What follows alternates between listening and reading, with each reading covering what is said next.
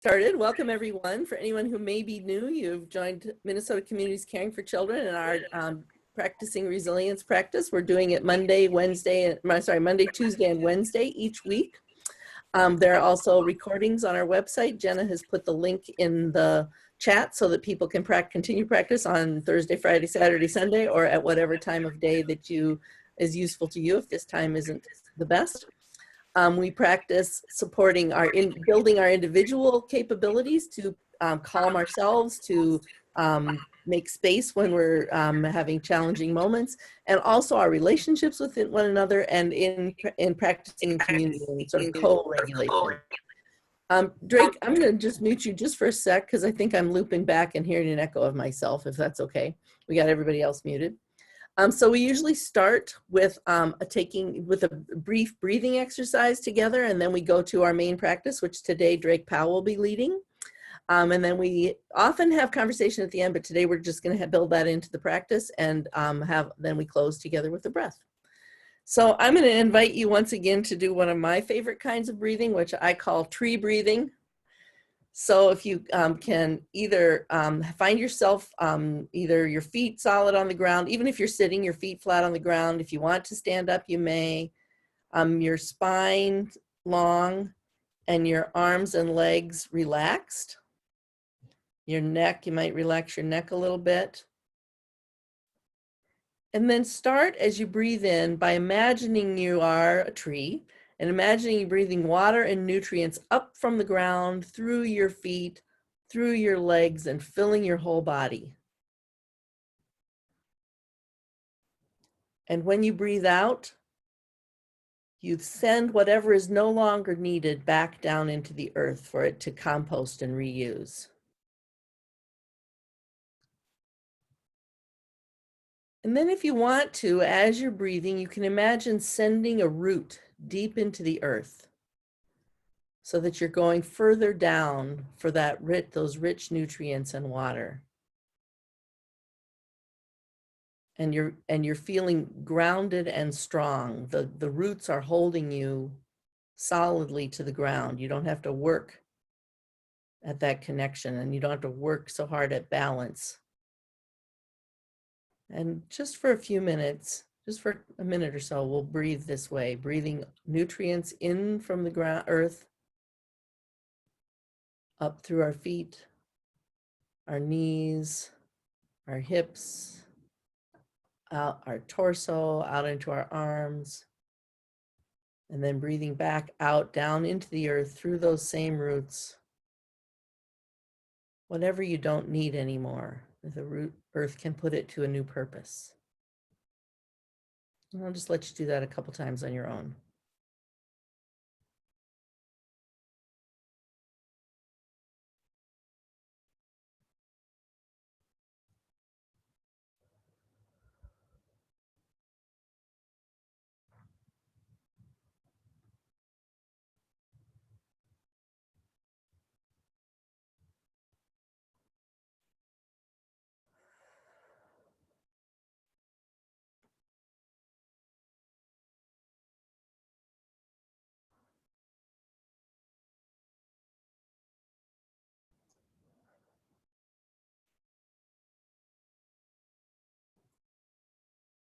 Okay. I feel a special affinity with trees, so I particularly like that connection. It helps me feel grounded. And with that, I will turn it over to Drake. So maybe, I don't know if I need to unmute you, I'll unmute you since I didn't. Be sure you can. It's all yours. Okay, great. All right, thank you for inviting us in, me and my friend here. Thank you for inviting us into your community again. And I'm really excited to be here, really excited to see you. I actually have a couple of my friends here, so I'm actually not a hat guy. This hat was very close friends who passed away several years ago, and so I feel his presence as well. And so I want to bring that in. And so I'm also just asking you to feel the presence of your whole history of people who have loved you and who have moved out of your life, either moved out of this world or just just aren't part of the moment anymore. So I'm going to ask you to listen carefully. I'm going to ring the bell. Listen carefully. Here we go.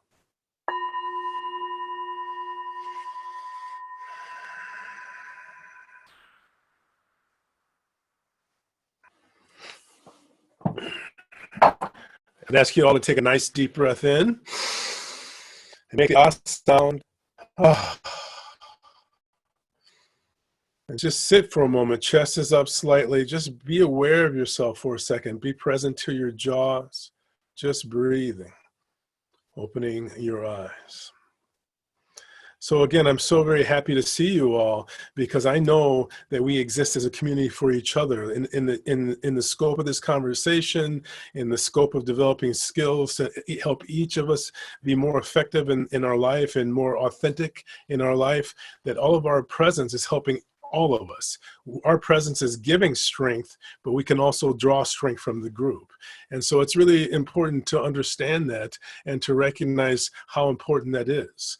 You know, I always suggest to people, if you wanted to develop a stress reduction process, and that a stress reduction process is also a process that creates resilience. If you want to create a process like that, you need to have 3 basic elements. You need to be doing practice on a regular basis. It's time to recognize that you really need to get going with this stuff. You need to be doing study in whatever way that resonates for you. You can do YouTube, you can read books, you can read blogs. As an example, right now I'm doing this 40-day practice on my blog.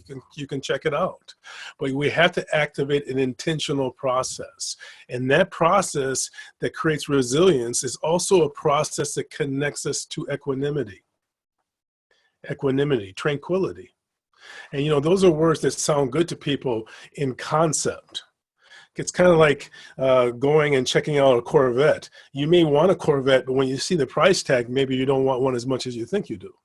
You know, and so what I'm saying is what we have to do, what we have to accomplish to develop tranquility is that we have to bring down the level of focus that we have and begin to bring down how obsessed we are about how things are going. You know what I mean? What I'm suggesting is that we are so inflamed at this point that we almost can't function, and everyone else is inflamed around us. And so we need to bring it down a notch. We need to relax a little bit and open up to that tree. You know, this tree is a very powerful spiritual motif, and your spiritual practice is the tree that continues to grow throughout the whole length of your life. And I just want to tell you, if you live your life like this, the last moments of your life will be very, very powerful, and you'll feel like you're in the right place at the right time. And so one of the motifs that we use to connect to equanimity is the image of a candle. Okay, so a candle. So what I'm suggesting is that we begin to visualize a candle. And I'm going to take us through a meditation with that in just a moment. But we want to understand that this candle is burning so steady that it almost looks solid. Does that mean, you can imagine that, right? We all can imagine a candle. We've seen candles, and we've seen how it works. If the wind is tumultuous, the candle flickers and might even blow out. If the candle is not made of a good fuel, it sends off really black, tarry chalk up into the air. So we want to understand that this candle is really our equanimity. So what we do is we create a relationship between the inner and the outer world, so that candle is always steady. And what I'm saying is, you know, again, it comes back to the image of the laughing Buddha. You know, the laughing Buddha is filled with so much joy. And, you know, I actually might like it because he's middle-aged and he's chubby, but because it makes me feel good about myself. But he's like with joy. He's like, yeah, you know, he's so happy. He's so filled with joy. And it makes you wonder, how can this individual be so joyous in a world like that we're living in? But my point is that when you balance the inner and the outer world, you step into that equanimity. So I want to ask you guys, and I just want to open up to this to a little bit of conversation. Are you good at creating equanimity? Do you think you want equanimity? And I really want to understand, what does equanimity mean to you? If you can say you want it, but if you don't know what it means, it's really hard to say what you're wanting. So let's open up the conversation a little bit. How about equanimity? Does that seem like something that sounds good to people? So folks can feel free to unmute themselves and chime in if you like, and or put stuff in the chat, and we'll keep an eye on it and read it out. So who wants to talk about equanimity and whether you have it in your life, whether you want it in your life, and whether maybe you aren't sure whether you want it in your life. So how about anyone at all? Just volunteer for me.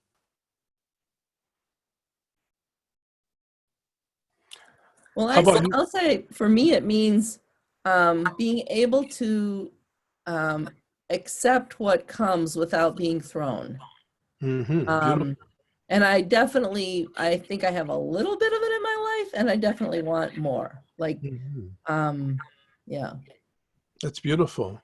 So equanimity is interesting. And again, relating it to the word tranquility, because they seem to be related to each other, right?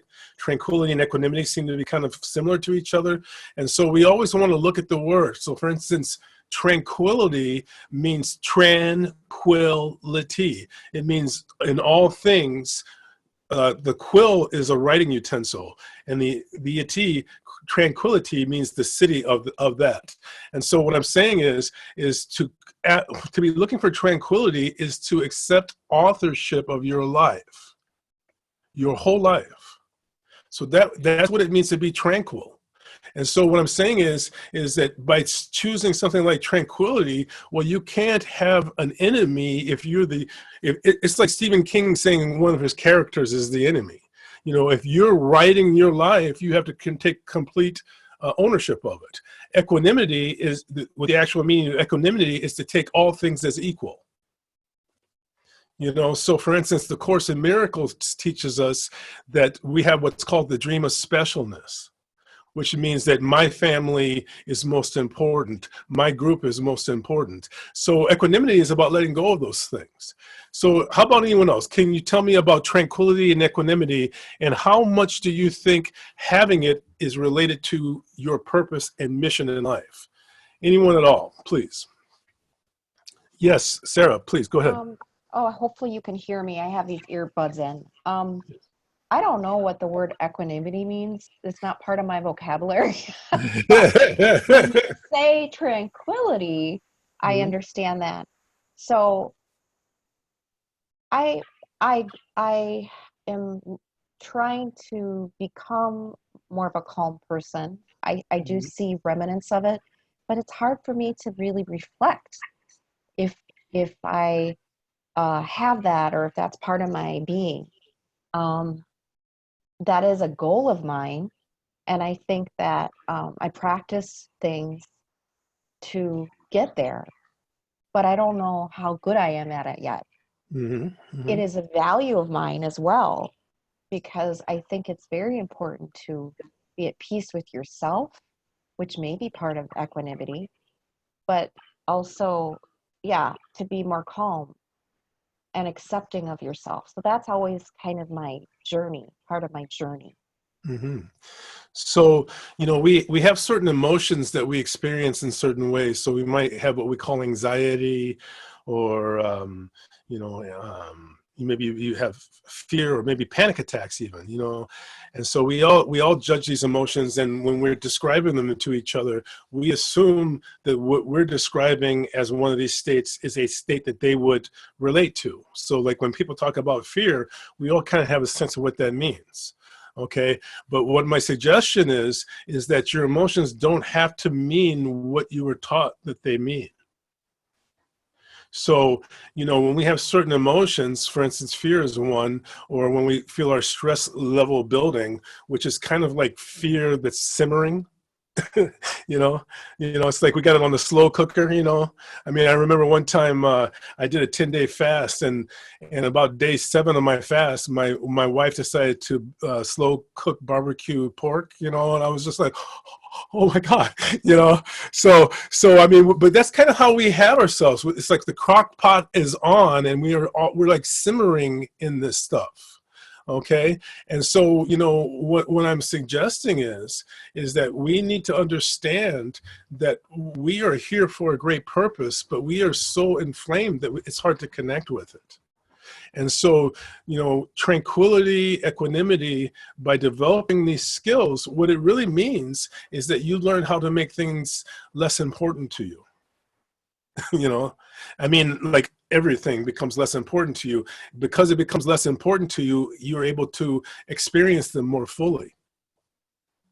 You know, it's like a deer in the headlights. You know, that the oncoming car is so important to it that it can't move, and so it's transfixed.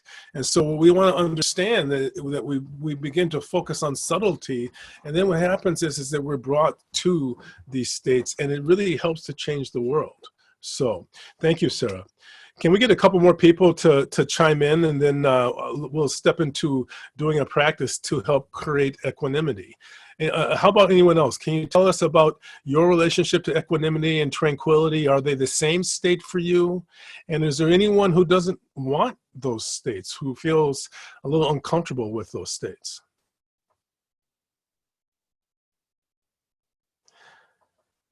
Rebecca, how about yourself? Can I ask you to chime in for us? What does equanimity mean for you?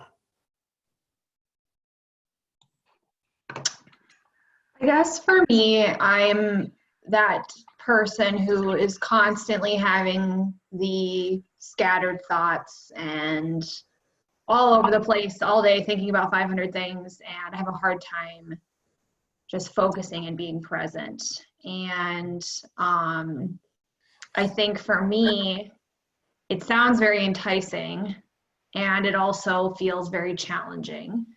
But finding that sense of ease almost, and just kind of quieting, not necessarily like, I feel like getting rid of the chatter is not necessarily attainable at this time of my life, but trying to quiet it a little bit and just focusing on the present. I think for me, I kind of find that during my yoga practice, trying to meditate occasionally, but yoga is kind of more where I'm able to really find that.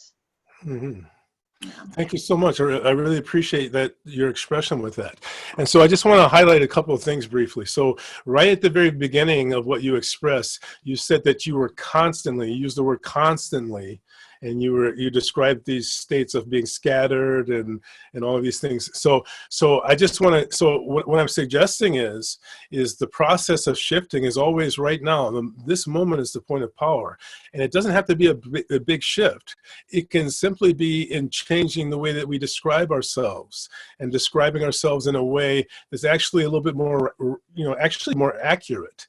You said you were constantly in that state, and really we're never constantly in any state. And so what